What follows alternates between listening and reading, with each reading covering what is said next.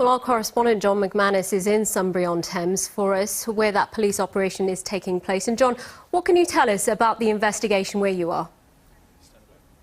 Well, this investigation's still in full swing, Alpa. Police very anxious, of course, to know who might have been behind that explosion on a tube train on Friday morning in central London that left 30 people injured. Thankfully, nobody died, but police are very keen to find out who was behind it and, of course, to make sure that the residents, the people of London, remain safe. And the focus of that investigation shifted here to Sunbury, a town southwest of London, today, when armed police arrived here on Cavendish Road and executed an operation which involved residents being evacuated, as my colleague Daniel Sanford reports.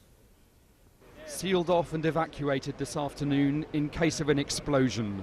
Streets on an estate in Sunbury-on-Thames, just to the southwest of London. Streets surrounding a house linked to the man arrested today.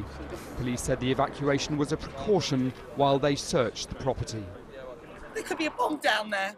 And they were telling me I could go into my house, even though there could be a bomb. I'm really scared. The 18-year-old man was arrested in Dover this morning. Police said it was a significant arrest linked to yesterday's tube bombing, which they believe was an act of Islamist terrorism. We're making some very considerable progress. You will have seen the announcement of an arrest earlier on in relation to this.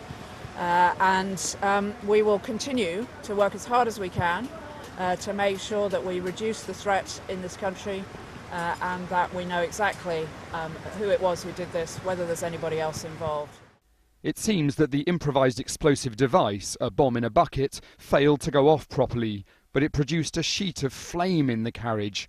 30 people ended up in casualty and 3 were still in Chelsea and Westminster Hospital this morning.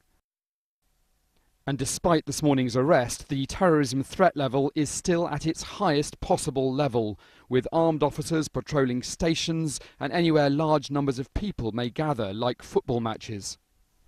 The threat level remains at critical, and there will be further investigations and part of the operation later today. We urge the public to remain vigilant but not alarmed, and we hope to come back with more news in due course. This investigation has clearly gone well today. Counter-terrorism detectives have a suspect in custody and an address here in Sunbury linked to him. But these are still early stages, and clearly it's considered too early to be sure that there's not still an outstanding threat to be neutralised. So residents were told to leave very suddenly this afternoon at about 20 to 2 when police arrived. It must have been fairly scary for them, I think. Many of them were evacuated to a nearby rugby sports centre.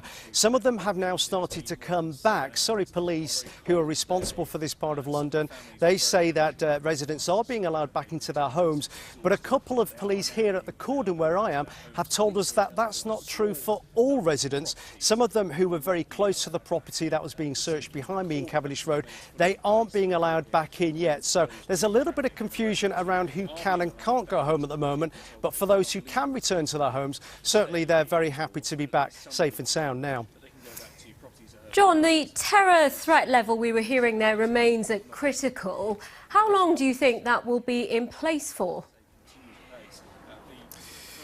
Well, we're unsure at the moment. Obviously, this is a high-profile and fairly intelligence-led operation at the moment, so police only give as many details as they feel they need to.